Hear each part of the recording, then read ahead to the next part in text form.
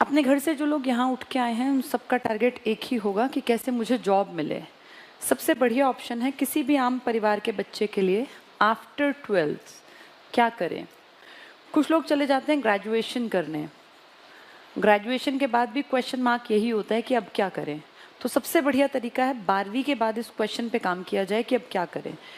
12th के बाद बहुत सारी गवर्नमेंट जॉब्स के रास्ते खुलते हैं और इन जॉब्स के लिए आपको कॉम्पिटिटिव पेपर देना होता है और कॉम्पिटिटिव पेपर का एक पैटर्न है कि भाई उसमें ये सब चीज़ें आपको तैयार करनी पड़ेंगी। जैसे मैथमेटिक्स है, हर पेपर में मैथ्स आएगा, ये आपको सीखना पड़ेगा। रीजनिंग आएगा, इसको मेंटल एबिलिटी भी कहते हैं। इंग्लिश आएगा, हिंदी आएगा, जीके आएगा, प्लस करंट अफेयर्स। ये 4-5 चीज़ें हैं जो सबको तैयार करनी पड़ती हैं। जिसकी इच्छा है ना नौकरी लगने की, उसे ये सब सीखना पड़ेगा और इसको सीखने के लिए आपको अपने ऊपर टाइम देना पड़ेगा। जो 12th से अभी निकले हैं उन लोगों को ज़्यादा फ़ायदा होता है हमेशा पढ़ने का। जो ग्रेजुएशन करके आए हैं वो 3 साल अपने मतलब ग्रेजुएशन में जो लगा के आ गए, उन्हें थोड़ी ज़्यादा मेहनत करनी पड़ेगी।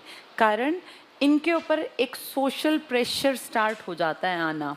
सोसाइटी आपसे एक्सपेक्ट करती है आफ्टर ग्रेजुएशन कि अब आप कमाने की लाइन में आ जाएं, तो एक अजीब सा प्रेशर दिमाग पे होता है। जब आप फ्री हैं 12वीं के बाद, अब कुछ भी कीजिए 3 साल तक कोई क्वेश्चन नहीं पूछेगा क्योंकि अभी आप पढ़ने की उम्र में हैं। पर जैसे ही आप ग्रेजुएशन या पीजी कर जाते हैं, फिर आप जैसे ही बाहर निकलेंगे तो कहेंगे और भाई क्या कर रहे हो आजकल। तो वो एक जो प्रेशर होता है ना, बार बार क्वेश्चन का आंसर क्या दें, उससे बचने का सबसे बेस्ट उपाय है एक आम परिवार के बच्चे के लिए 12वीं के बाद अपना कोई इस तरह का काम शुरू करो जिसमें कि तुम्हें नौकरी आसानी से मिल जाए। और इसका तरीका यही है कि अपनी तैयारी स्टार्ट कर दो। आफ्टर 12th आपके पास ऑप्शंस खुल जाते हैं, जैसे बैंक्स का ऑप्शन है, इसमें जा सकते हैं हम।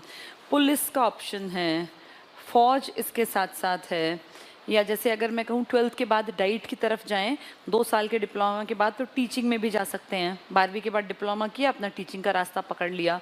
नौकरियां घट रही हैं लेकिन फिर भी जितनी निकलती हैं कम से कम उसमें कोशिश कर ली जाए। रेलवेज़ में भी बहुत सारे ऑप्शन है। इसके अलावा भी आपके हर स्टेट में, जितने स्टूडेंट्स मुझे सुन रहे हैं, हर स्टेट में कोई स्टाफ सिलेक्शन कमीशन होता है। जैसे हरियाणा में Haryana staff selection commission, Rajasthan में, बिहार में, यूपी में, हर जगह है। तो अपने अपने staff selection commission, state staff selection commission की ढेरों नौकरियां निकलती हैं। इनकी भी तैयारी सेम तरीके से होती है। तो हर किसी को 12वीं के बाद ये मान के चलो कि 3-4 चीज़ें अपनी ढंग से सीखनी पड़ेंगी। इनको सीख लिया तो आपके लगने के चांसेस ज़्यादा रहेंगे। ठीक है। और ये तैयारी के अलावा आपके पास कोई ऑप्शन नहीं है। या तो आपके पेरेंट्स बहुत रिच हों कि भाई आपके महीने के 8-10 लाख का काम है, हमें कोई चिंता ही नहीं है।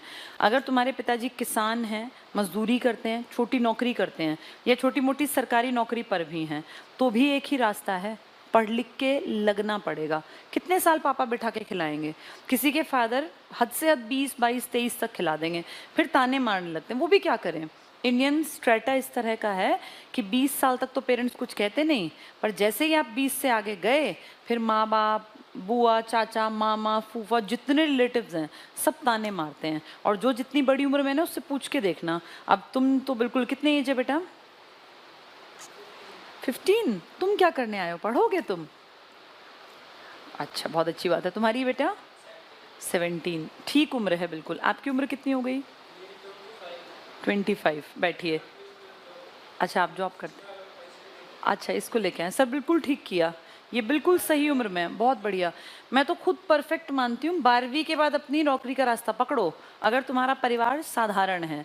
अगर तुम बहुत अमीर हो तो फिर ज़रूरत ही क्या है यहाँ आने की। लेकिन अगर साधारण परिवार है ना, तो जितनी जल्दी कोशिश करोगे उतनी जल्दी पाने की भी उम्मीद रहेगी, क्योंकि प्रेशर नहीं होता। अब 25 साल में, 30 साल में क्या दिमाग पे एक प्रेशर होता है, समाज का, आपके परिवार का बहुत फ़र्क पड़ जाता है। इसलिए यंग एज में पढ़ाई करनी चाहिए। चलिए, मैं तो खुद 20 साल में जब थी ना, तब मैं गवर्नमेंट स्कूल में टीचर लग गई थी। 20 साल की मेरी उम्र थी, कुछ महीने, तब मुझे पहली सैलरी मिल गई थी। तो जो जितनी जल्दी लग जाता है। आपकी कब जॉब हुई सर? मतलब आपको भी हो गए 20 साल में, आप भी लग गए थे। तो ये सबसे बढ़िया उम्र होती है। जो 20, 21, 19 में लग गया ना, उसको कभी वो प्रेशर फील नहीं होता समाज का, उसमें एक अच्छी लाइफ जी पाते हैं।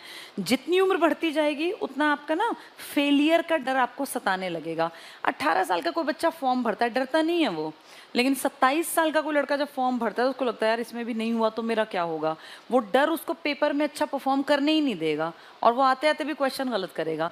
18-20 साल में क्या होता है, लग गई नहीं तो क्या फ़र्क पड़ता है। उस एटीट्यूड के कारण आपके क्वेश्चन आधे वैसे ही ठीक हो जाते हैं। बहुत फ़र्क है एज का।